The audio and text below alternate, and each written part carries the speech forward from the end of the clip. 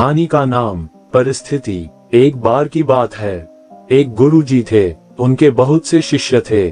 उन्होंने एक दिन अपने शिष्यों को बुलाया और समझाया, शिष्यों, सभी जीवों में ईश्वर का वास होता है, इसलिए हमें सबको नमस्कार करना चाहिए। कुछ दिनों बाद गुरुजी ने एक विशाल हवन का आयोजन किया और कुछ शिष्यों को लकड़ी लेने के लिए पास के जंगल भेजा। शिष्य लकड़ियां चुन रहे थे कि तभी वहां एक पागल हाथी आ धमका। सभी शिष्य शोर मचाकर भागने लगे। भागो, हाथी आया, पागल हाथी आया। लेकिन उन सब के बीच एक शिष्य ऐसा भी था जो इस खतरनाक परिस्थिति में भी शांत खड़ा था। उसे ऐसा करते देख उसके साथियों को आश्चर्य हुआ और उनमें से एक बोला, ये तुम क्या कर रहे हो? देखते नहीं, पागल हाथी इधर ही आ रहा है, भागो और अपनी जान बचाओ। इस पर शिष्य बोला, तुम लोग जाओ, मुझे इस हाथी से कोई भय नहीं है। गुरुजी ने कहा था ना कि हर जीव में नारायण का वास है, इसलिए भागने की कोई जरूरत नहीं। और ऐसा कहकर वह वहीं खड़ा रहा और जैसे ही हाथी पास आया वह उसे नमस्कार करने लगा। लेकिन हाथी कहाँ रुकने वाला था, वह सामने आने वाली हर एक चीज को तबाह करते जा रहा था।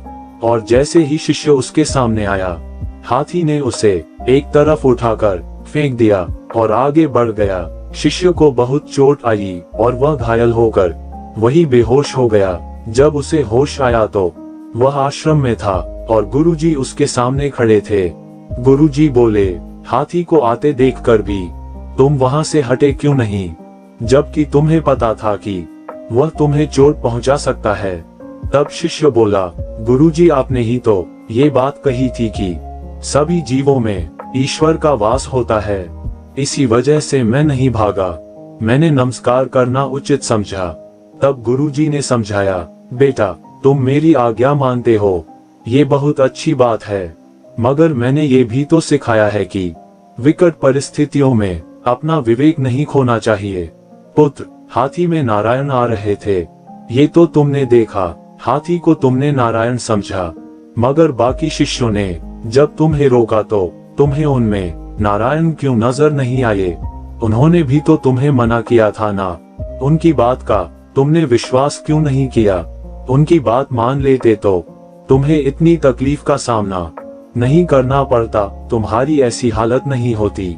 जल भी नारायण है, पर किसी जल को लोग देवता पर चढ़ाते हैं और किसी जल से लोग नहाते धोते हैं। हमेशा देश, काल और परिस्थिति को ध्यान में रखकर निर्णय लेना चाहिए। तो दोस्तों, कई बार ऐसा होता है कि किसी ज्ञानवर्धक बात का असल भाव समझने की बजाय हम उस बात में कहे गए शब्दों को पकड़कर बैठ जाते हैं। गुरुजी ने शिष्यों को प्रत्येक जीव में नारायण देखने को कहा था, जिसका अर्थ था कि हमें सभी का आदर करना चाहिए और किसी को नुकसान नहीं पहुंचना चाहिए। लेकिन वह शिष्य बस उनके शब्दों को पकड़कर बैठ गया और उसके जान पर बान आई।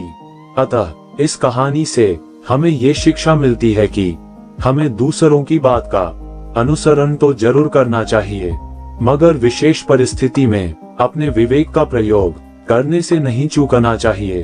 हमें अपनी परिस्थिति के अनुसार ही निर्णय लेना चाहिए। धन्यवाद।